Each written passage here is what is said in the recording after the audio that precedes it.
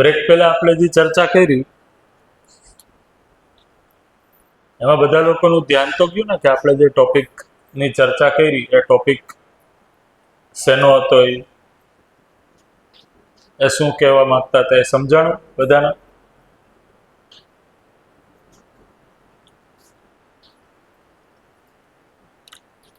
તો જે છેલ્લે વાત કરી આ દર્શનની એકચ્યુઅલી નવીન પૂર્વધારણા છે. જો આજ સુધી આપણે જ્યારે આ સેશન ચાલુ કર્યો ત્યારે જ તમે બધા લોકોમાંથી જ કીધું હતું કે વિચારવાનું કામ ક્યાં થાય છે એમ પૂછ્યું તો મગજમાં થાય છે, પછી બ્રેઇન, માઇન્ડ, બરોબર, શરીરમાં થાય છે કે જીવનમાં થાય છે, મનમાં થાય છે. તો એના ઉપર છે એ હજી આપણને ચિત્ર સ્પષ્ટ નહોતું, રાઈટ? પછી પૂછ્યું કે મન ક્યાં છે, તો મન ક્યાં છે એ ખબર નહોતી. તો આપણે કીધું હતું કે મન છે એનું એડ્રેસ એ મળી જશે.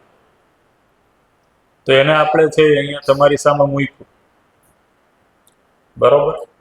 આજે આપણે થોડીક ચર્ચા એની કરશું હમણાં છેલ્લે પૂરું થાય ત્યારે, કે આ જેટલી પણ વાતચીત કરવામાં આવે છે એનો આધાર જે વ્યક્તિએ દર્શન આપ્યું, શ્રી નાગરાજજી, તો એની જીવન યાત્રા આપણે સાંભળશું. એટલે એનાથી તમને જે પણ અહીંયા વાત કરીએ છીએ એનો એક આધાર કે પરિપ્રેક્ષ્ય મળે કે આ જેટલી આપણે ચોકસાઈથી વાત કરીએ છીએ કે ભાઈ જેનું એડ્રેસ જ નહોતું અત્યાર સુધી મન, તો મન ક્યાં છે એ એડ્રેસ મળે છે. આત્મા, તો આત્મા શું છે, મરી જાય પછી ક્યાં જાય છે, એનું શું થાય છે, આ બધા એડ્રેસ મળે છે. ક્યાં બહાર જાઓ છો? એમ નહીં, તમારું તો કામ છે અહીંયા અત્યારે. હા, અગત્યનો છે ટોપિક, એટલે ચાલે એમ હોય તો રહેવા દો અત્યારે. બેસો બેસો.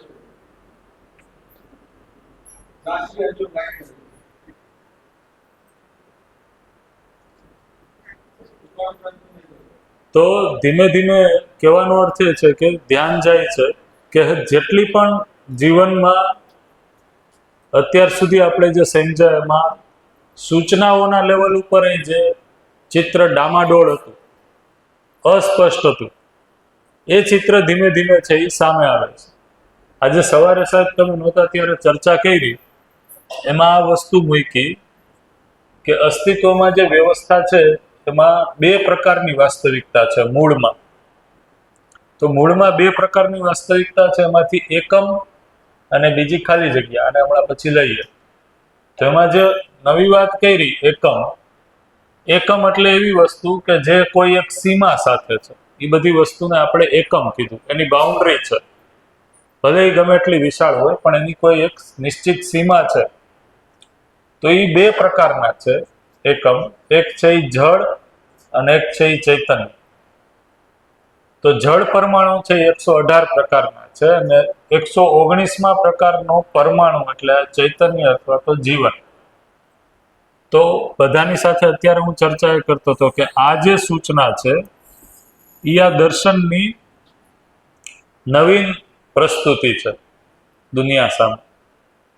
કારણ કે અત્યાર સુધી આત્મા એવો શબ્દ તો પરંપરાએ આપ્યો છે કે જે શરીર કરતા કંઈક અલગ છે, પણ એ એક્ઝેક્ટલી ક્યાં છે, એનું સ્વરૂપ શું છે, એ કેવું દેખાય છે, એના ઉપર સ્પષ્ટતા છે એ દર્શને કરી. તો દર્શન છે એ એમ કહે છે, મધ્યસ્થ દર્શન, કે એ પણ એક પ્રકારનું પરમાણુ જ છે. એનું ચૈતન્ય પરમાણુ નામ આપ્યું, અથવા તો જીવન જેને આપણે કહીએ છીએ જીવન, તો એ પણ એક પ્રકારનું પરમાણુ છે, જીવન પરમાણુ.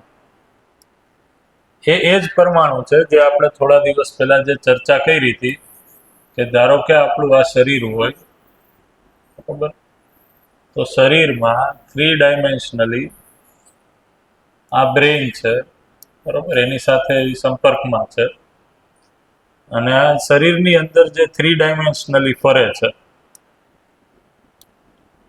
જે શરીરના હરેક કોષોમાંથી છે એ પાસ થાય છે.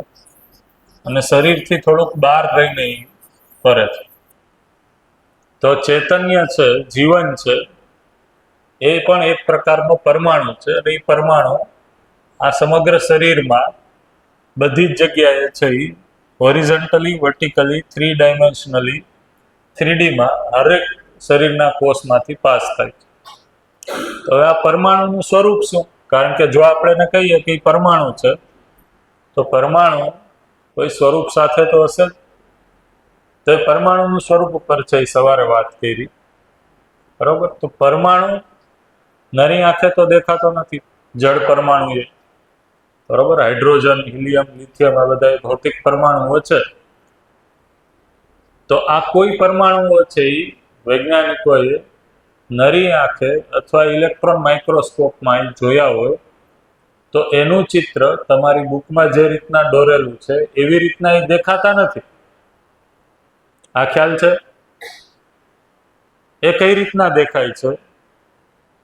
તો કે એમાં છે એક પ્રકારનો તમારી અંદર છે એના વારંવાર ઇલેક્ટ્રોન માઇક્રોસ્કોપમાં ફોટો લેવાના કારણે સેન્ટરમાં કોઈ વસ્તુ છે અને એની ફરતે ઇલેક્ટ્રોન ક્લાઉડ વાદળ સ્વરૂપે દેખાય છે, અથવા તો એ રીતના દેખાય છે કે ફરતે આ જગ્યાએ છે એ કોઈ કણ હોવાની પોસિબિલિટી છે. એ અનુમાનના આધારે પછી વૈજ્ઞાનિકોએ છે એ એનું પ્રપોઝડ પરમાણુનું મોડેલ બનાવ્યું છે. આ બંધારણ તો એવા પરમાણુના મોડેલ કેટલા આવ્યા છે એક પછી એક, જેને તમે ભણાવો છો? નહીં, પરમાણુના મોડેલ આપ્યા છે વૈજ્ઞાનિકોએ, બરોબર. તો જેમ કે નીલ બ્રોહર, તો નીલ બોહરનું પરમાણુનું મોડેલ આવે છે. પછી રથરફોર્ડ, તો એનું પરમાણુનું મોડેલ આવે છે. તો આ બધા હજી ટોટલ 5 કે 6 પરમાણુના મોડેલ છે. 6 છે ને પરમાણુના. મેન્ડેલિવનું પરમાણુનું મોડેલ.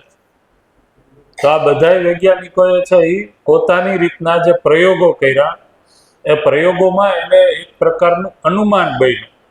એ અનુમાનનું પિક્ચર છે એ એને દોર્યું છે, અને એ પિક્ચરથી છે એ પરમાણુની જે એક્ટિવિટી છે એ સૌથી વધારે સટીકતાથી સમજાવી શકાય છે. અને એ જે એનું આચરણ દેખાડે છે પરમાણુ, એને સમજાવી શકાય છે. એટલા માટે દુનિયાએ પરમાણુનું મોડેલ છે એ સ્વીકાર્યું છે. બાકી કોઈ ઇલેક્ટ્રોન માઇક્રોસ્કોપમાં તમે પરમાણુને જોવો અને તમારી બુકમાં જેવું ચિત્ર આપ્યું છે એમ વચ્ચે આમ ટપકામાં બધા હોય, ફરતે આમ ફરતા હોય, એવું ક્યાંય દેખાય નહીં. આ સમજાણું? હા, તો એવું તમને ઇલેક્ટ્રોન માઇક્રોસ્કોપમાં એ રીતના નહીં દેખાય, એના પ્રભાવો દેખાશે. એ પ્રભાવો ઉપરથી છે વૈજ્ઞાનિકોએ છે સરળ કરી લોકો સમજે એ રીતના એને ડ્રોઈંગ સ્વરૂપે આપ્યું, બરોબર. તો એવી જ રીતના જે નરી આંખે દેખાતું નથી એ વસ્તુ નાગરાજજીએ જીવન પરમાણુને એ જ રીતના એક પરમાણુ સ્વરૂપે જ જોયું. તો એ પરમાણુના મોડેલમાં સેન્ટરમાં એક પરમાણુ અંશ છે. અચ્છા, નાગરાજજીની જે પરમાણુની અવધારણા છે એમાં પ્રોટોન, ન્યુટ્રોન, ઇલેક્ટ્રોન એવું નથી. અહીંયા જે આ છે કે અહીંયા આ છે, એ બધાને કોમનલી એક જ નામ આપ્યું, પરમાણુ અંશ. પરમાણુ જેનાથી બનાવેલો છે એ પરમાણુ અંશ. તો એમાં સેન્ટરમાં એક પરમાણુ છે, પછી અંદરથી પહેલી જે ઓર્બિટ છે, પરિવેશ છે, એમાં 2, પછી અહીંયા છે એ 8, એની બહાર છે એ 18, અને એની બહાર છે એ 32. હવે આ જે ઓર્બિટ છે એમાંથી આ જે બહારની ઓર્બિટ છે એને આ નામ આપ્યું મન. જે જીવન ક્રિયામાં આપણે ચાર્ટ સ્વરૂપે જોયું, 10 ક્રિયાનો ચાર્ટ, એ જ આ પરમાણુમાં બહારની ઓર્બિટ દેખાડે છે, મન. અને આ બહારની ઓર્બિટ છે એ જ સીધું શરીર સાથે સંપર્કમાં હોય છે. એનાથી અંદરની ઓર્બિટ છે એને કીધું વૃત્તિ, એનાથી અંદરની ત્રીજી ઓર્બિટ છે એને કીધું ચિત્ત, અને બીજીને બુદ્ધિ. અને જે મધ્યમાં છે એ મધ્યાંશ, મધ્યમાં જે અંશ છે એ મધ્યાંશને કીધું આત્મા. અને એ મધ્યમાં હોવાથી આત્મા છે એની ઉપર કોઈ પણ પ્રકારના સમ અથવા તો વિષમ પ્રભાવોનો અસર થતો નથી, એટલે એ હંમેશા મધ્યસ્થ સ્થિતિમાં જ રહે છે. મધ્યસ્થ, એની સ્થિતિ હંમેશા મધ્યસ્થ રહે છે. તો મધ્યસ્થ એટલે શું? તો વિચારોમાં આપણે જે કહીએ છીએ કે નેગેટિવ અને પોઝિટિવ આવેશ છે એ આપણી ઉપર હાવી થઈ જાય છે, તો એ વિચારોમાં વૃત્તિ સુધી છે. ચિત્તમાં મેં કીધું સાક્ષાત્કારની ક્રિયા છે, ત્યાંથી કોઈ વિષમ આવેશ આવતું નથી. તો ચિત્ત પછી છે એ સમ આવેશ, બુદ્ધિમાં એ સમ આવેશ અને આત્મામાં ખાલી મધ્યસ્થ. તો જ્યારે આપણું જીવન આ આત્મા તંત્રિત થઈ જશે, એટલે કે મધ્યસ્થ જે પ્રભાવ છે એ પ્રભાવથી તંત્રિત થઈ જશે, ત્યારે છે આત્માને અનુરૂપ બુદ્ધિ, ને અનુરૂપ ચિત્ત, અનુરૂપ વૃત્તિ અને અનુરૂપ છે મન કામ કરશે. તો આ જે પરમાણુનું મોડેલ છે આને કીધું ચૈતન્ય પરમાણુ. સામાન્ય રીતના જેટલા પણ જળ પરમાણુ હોય એના બંધારણમાં એવું જોયું કે જે વચ્ચે હોય મધ્યમાં ન્યુક્લિયસ કે એનો, એ ન્યુક્લિયસમાં જેટલા પ્રોટોન અને ન્યુટ્રોન હોય એક સરખા નંબરમાં હોય, અને એટલા જ છે ટોટલ 12 ઇલેક્ટ્રોન હોય. જીવન પરમાણુનું બંધારણ અલગ છે, એમાં વચ્ચે છે એક જ પરમાણુ અંશ છે, વધારે નથી. અને આ સંરચનાના કારણે જ ચૈતન્ય પરમાણુ છે એ જળ કરતા અલગ પડે છે. એની અંદર કોઈ પણ ભૌતિક રાસાયણિક ગુણધર્મ નથી. જળ પરમાણુ છે એ ભૌતિક રાસાયણિક ગુણધર્મ હોવાથી એની ઉપર તાપ, દબાવ અને ભેજ એની અસર થાય છે. ચૈતન્ય પરમાણુ અભૌતિક હોવાથી એની ઉપર કોઈ પણ જગ્યા પ્રકારની તાપ, દબાવ અથવા તો પ્રેશરની અસર નહીં થાય, ભેજની. તો ચૈતન્ય પરમાણુનો ગુણધર્મ છે એ આ તાપ, દાબ, ભેજની બદલે ચેન્જ થઈ એની અંદર જન્મ થયો, એ થયો ઈચ્છા, વિચાર અને આશા. તો તાપ, દાબ અને ભેજ છે એ ગુણાત્મક પરિવર્તન થઈ અને ઈચ્છા, વિચાર, આશા સ્વરૂપે મનવૃત્તિ અને ચિત્તનું છે એ ફલન છે. આ અવધારણા છે એ મધ્યસ્થ દર્શનમાં ચૈતન્યની આપેલી છે, જેને ચૈતન્ય પરમાણુ અથવા જીવન પરમાણુ નામે ઓળખાય છે. અને એ જ જે આપણા શરીરમાં અત્યારે જ્યારે આપણે સમજીએ છીએ ત્યારે સમજવાનું કામ એ જ કરે છે, સાંભળે એ જ છે, અને આની અંદર જે ફરે છે એ જ છે. તો આ છે એ નવીન પૂર્વધારણા છે એ મધ્યસ્થ દર્શને આપેલી છે. તો આના ઉપર વાત થઈ સવારે, બરોબર. એટલે આની ઉપર એક તો પહેલા ધ્યાન જાય, બરોબર. આ જ ચૈતન્ય પરમાણુ છે એ પછી અમે કીધું એમ કે જળ પરમાણુ 118 પ્રકારના થયા આ ધરતી ઉપર. પછી આ બધા પરમાણુઓ ભેગા મળી અને મોટું પરમાણુ સંરચના, મોલેક્યુલ અથવા તો પિંડ બનાવે. એના ઉપરથી પછી અલગ અલગ પરમાણુ રચિત રચનાઓ થાય, બરોબર. પછી રસાયણ, અમ્લ, ક્ષારનો જેમ ઇવોલ્યુશન થયું, વિકાસ થયો ધરતી ઉપર, એમાં આવ્યું ઇવોલ્યુશન ક્રમમાં. પછી વનસ્પતિ સંસાર આવ્યો, એમાં શ્વસન પ્રશ્વસન ચાલુ થયું. પછી જીવ સંસાર આવ્યો, જીવાવસ્થાના શરીર અને એને પણ ચલાવવા માટે ચૈતન્ય. તો બેયનો સમાગમ થઈ અને જીવ શરીર ચાલે છે. એવી જ રીતના જીવ શરીર પછી જ્ઞાનાવસ્થાના માનવનું અવતરણ થયું, અને માનવ શરીર સાથે પણ આ જ ચૈતન્ય પરમાણુ છે એ સહઅસ્તિત્વમાં આવે અને માનવ શરીરને ચલાવે છે. તો આ રીતના છે એ આટલી વસ્તુ છે એ એકમમાં છે. તો આ બધી જ વસ્તુને ભેગી કરીને આપણે કહીએ તો આ બધી જ વસ્તુઓ કોઈને કોઈ સીમા સાથે હોવાથી એને કીધું એકમ, ઇકાઈ. તો આ સિવાય જે વાસ્તવિકતા છે એ શું છે? એક તો એકમ છે, એકમ સિવાય છે એ વાસ્તવિકતા કઈ છે એ પૂછવામાં આવ્યું. સવારે અમે સાહેબ એક પ્રેક્ટિસ કરી હતી, તમને પૂછીને ચેક કરીએ કે અસ્તિત્વમાં વ્યવસ્થા છે એવું આપણે જ્યારે કહીએ તો અસ્તિત્વ એટલે શું? તો કે અસ્તિત્વ એટલે અસ્થિ અને ત્વ, આ બે શબ્દથી બનેલું છે. ત્વ અને અસ્થિ, અહીંયાથી બ્રેક પડશે. અસ્થિ એટલે હોવું, ત્વ એટલે વ્યવસ્થામાં ભાગીદાર.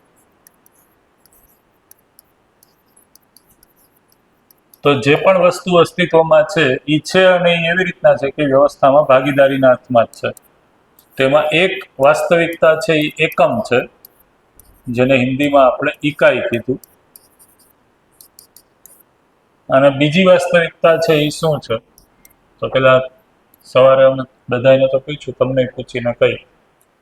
ધારો કે આપણે આ હોલને ઓબ્ઝર્વ કરીએ તો હોલમાં એકમ એવી વાસ્તવિકતા છે જે કોઈને કોઈ સીમા સાથે છે. તો જેટલી વસ્તુ તમે જોવો એ બધી કોઈ સીમા સાથે છે.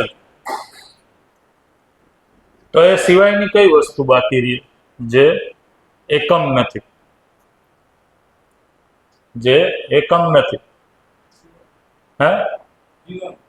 જીવન. જીવન એ એક વાસ્તવિકતા છે, આપણે જોયું ને, જેની સીમા તો છે જ, એ પરમાણુ સ્વરૂપે છે. એની સીમા તો છે જ ચૈતન્યની. ચૈતન્ય કે જીવન બે એક જ થયું, એની એ સીમા છે. હા, આત્મા એની અંદર જ છે ને. જીવનની અંદર જે મધ્યાંશ છે એને જ આત્મા કીધું, એની એ સીમા છે, એ પરમાણુ સ્વરૂપે છે. તો જો આપણા રૂમમાં જોઈએ તો, આના રૂમની જ વાત કરું છું, અનંત બ્રહ્માંડ નહીં. હા, આ રૂમમાં છે એ આપણે જોઈએ તો તમને એક વાસ્તવિકતા જોવા મળે છે. એ કઈ છે? એકમ. એકમ એટલે જે ચારેય અવસ્થા આપણે કીધી, પદાર્થ અવસ્થા, પ્રાણાવસ્થા, જીવાવસ્થા અને જ્ઞાન અવસ્થા, આ ચાર અવસ્થા જ અહીં આવી છે. એ સિવાય તો કઈ નહીં હોય. પ્રકૃતિમાં આ ચાર જ અવસ્થા છે ને. હા, એટલે એના ઉપર અમે એક્સરસાઇઝ કરી સવારે. કીધું કે અહીંયા જેટલી વસ્તુ દેખાય છે એ કલ્પના કરો કે આપણે એક પછી એક બહાર કાઢી મૂકીએ, તો હવે અહીંયા શું રહેશે? ખાલી શૂન્ય. એટલે શું?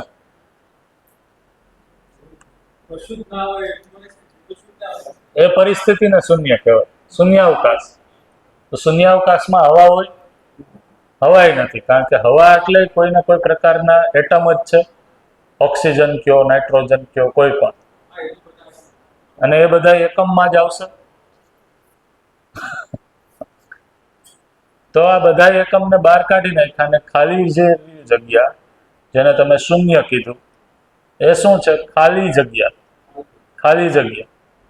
તો આ ખાલી જગ્યા છે એ કોઈ વાસ્તવિકતા છે? એમ બધાને પૂછ્યું, શું લાગે છે એનું કોઈ મહત્વ છે? અને આપણે કોઈ મહત્વ આપવાની જરૂર છે કે એ તો છે ખાલી જગ્યા, ને શું જોવાની જરૂર? હા,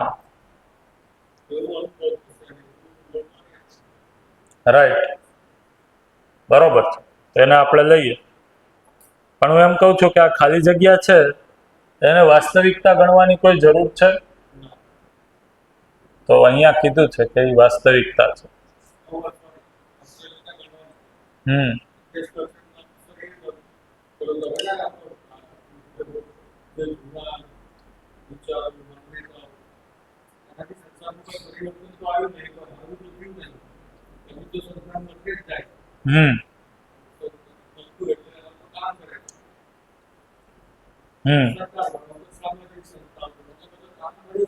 રાઈટ.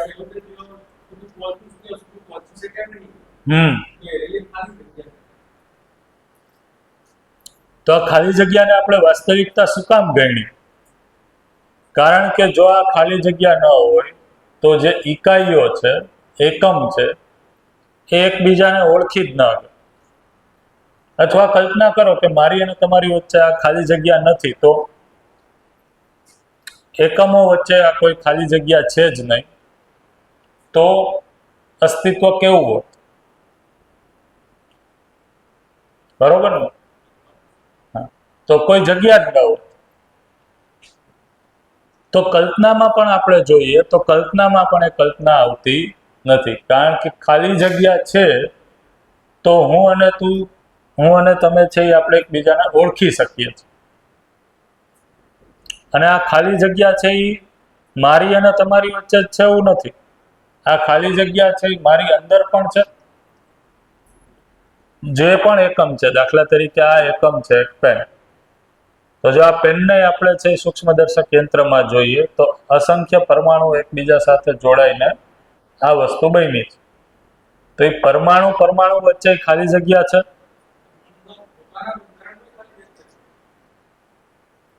તો એ અમે સવારે જ વાત કરી કે પરમાણુનું પોતાનું બંધારણ છે, એનું જો તમે સર્ચ કરશો તો નેટ ઉપર જાણવા મળશે કે 99.9% તો પરમાણુ છે એમાં ખાલી જગ્યા છે. 0.01% છે એ મટીરિયલ ભરેલું છે, બાકી તો ખાલી જ છે. આ ખ્યાલ આવે છે? આને ઘણીવાર છે એનાલોજીથી એવી રીતના સમજાવીએ છીએ. ધારો કે એક હાઇડ્રોજનનો પરમાણુ એક ફૂટબોલના મેદાન જેવડો હોય, તો ફૂટબોલના મેદાનમાં બિલકુલ વચ્ચે સેન્ટરમાં આપણે સામાન્ય આપણી પાસે જે બોલપેન હોય એ બોલપેનથી એક ટપકું કરીએ એવડું છે એ ન્યુક્લિયસ છે. અને ઓર્બિટમાં પહેલી ઓર્બિટમાં બહાર જે પરમાણુ છે એ મેદાનની સૌથી બહારની સીમા છે, ત્યાં એક ટપકું કર્યું, એટલું મટીરિયલ છે, બાકી તો ખાલી જ જગ્યા છે વચ્ચે. તો પરમાણુનું પોતાનું બંધારણ છે, જે સાહેબે કીધું એમાંય છે 99% તો ખાલી જગ્યા છે.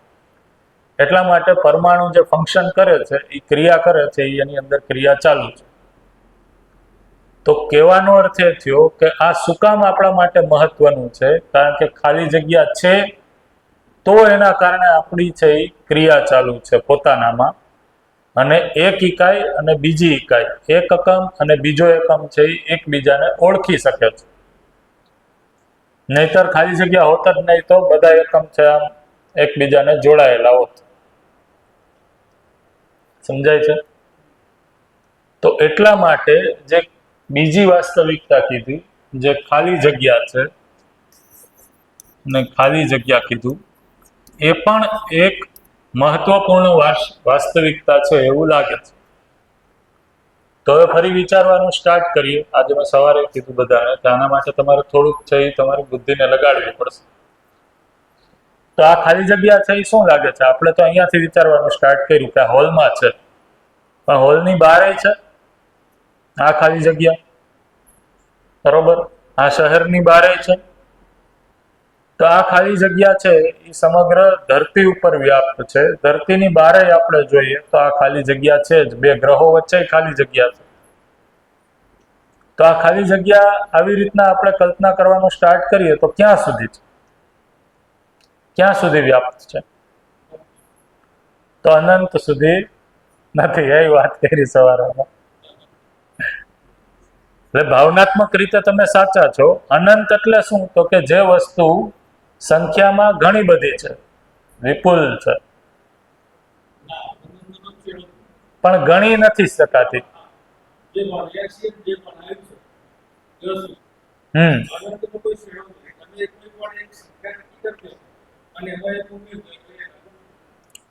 તો જેને પણ અનંત શબ્દ છે એ કોના માટે વપરાય છે સાહેબ? જેને ફિઝિકલી ગણી શકો છો તમે, પણ એને ગણવાનો કોઈ અર્થ નથી, એને આપણે અનંત કહીએ છીએ. પણ વ્યાપકને તો ખાલી જગ્યાને તો ગણીએ નથી શકાતું. એટલા માટે એના માટે અનંત નહીં, પણ શબ્દ વાપરો અસીમ, જેની કોઈ સીમા નથી. તો એ ક્યાં સુધી વ્યાપ્ત છે? તો કે એની કોઈ સીમા નહીં ગણી શકીએ આપણે, એનો છેડો મળશે નહીં.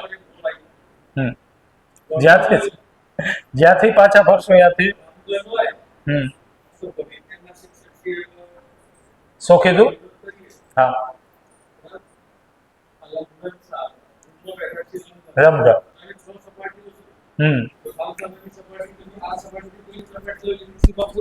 હા, તો લંબઘન તો એટલાથી એટલું આવી ગયું. આ કોર્નર થી પેલા કોર્નર જો તો પૂરું થઈ જાય. એના ખૂણાઓથી, સપાટીઓથી અથવા એની લાઈનોથી બધું પૂરું થઈ જાય. પણ વર્તુળ છે એ તો ગોળ ગોળ ફરે જ જાય. એટલે બ્રહ્માંડની કલ્પના પણ આમ વર્તુળ જેવી કરી છે. આ જેને કરી હોય એવી રીતે આ પણ એક અલગ દર્શન છે. એના માટે પણ અલગ શબ્દો વપરાય છે. સીમા નથી એ નક્કી છે કે અનંત સુધી છે, એટલે એની સીમા નહીં. તમારી સાથે વિરોધમાં નહીં, હમ પણ તમે કીધું કે અસીમ છે, હમ તો અમારી જે અનંતની જે વ્યાખ્યા છે અને અસીમની વ્યાખ્યા હમ બંને આમ સરખામણીમાં જોવા જઈએ તો સરખી જ છે. હા, એટલા માટે જ મેં કીધું કે ભાવનાત્મક રીતે તમે સાચું કહો છો. હા, અંતર, દાખલા તરીકે અંતરની વાત કરીએ આપણે, કોઈ એક બિંદુએથી શરૂ કરીએ અને સીધી લીટીમાં જઈએ હમ તો એવું કહેવાશે કે અનંત સુધી તમે જશો તો એ પૂરું થશે હમ નહીં, હમ તો એની કોઈ સીમા જ નથી. રાઈટ. કહેવાનો મતલબ એ જ છે. પાછું તમે જે કહો એ અમે તો તાર્કિક રીતે એના અમારા તર્ક સાથે મેચ કરશું, હા, ચેક કરશું ના એટલે અને અનંત શબ્દ છે. સ્વીકારવા યોગ્ય છે તો સ્વીકારશું. હમ અનંત શબ્દ છે એ આપણે ધારો કે એ જ અંતર છે. હા હા, તો કોઈ પણ જે વસ્તુની બાઉન્ડ્રી છે પણ એ સંખ્યામાં ઘણા બધા છે, જેમ કે તારા, તો તારા છે એ અનંત છે એવું કહી શકશું, કારણ કે એને ગણી તો શકાય છે પણ કોઈ કેટલા પણ ગણીએ એ પૂરા પડશે, તો એટલે એને કીધું એ અનંત છે. એવી જ રીતના ધારો કે બીજું એક્ઝામ્પલ કહીએ કે તમારા માથા ઉપર વાળ કેટલા છે એ ગણો. હા, એટલે ગણી તો તારા એ ગઈ છે. હમ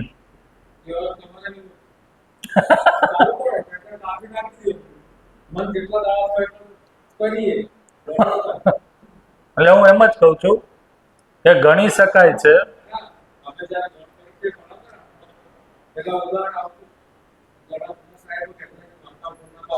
હમ શું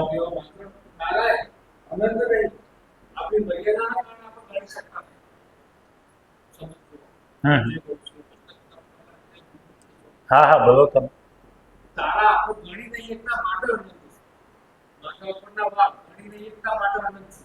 પૃથ્વી ઉપરના માટીના રજકણો આપણે ગણી લઈએ એટલા માટે અનંત છે. બાકી અનંત નહીં. પૃથ્વી ઉપર જેટલી માટી છે, જેટલા ખડકો છે, એના કણ જુદા પાડો. હમ આપણું જીવન પૂરું થઈ જાય તો બીજી પેઢી ના હોય. હા, એટલે એટલા માટે જ કહું.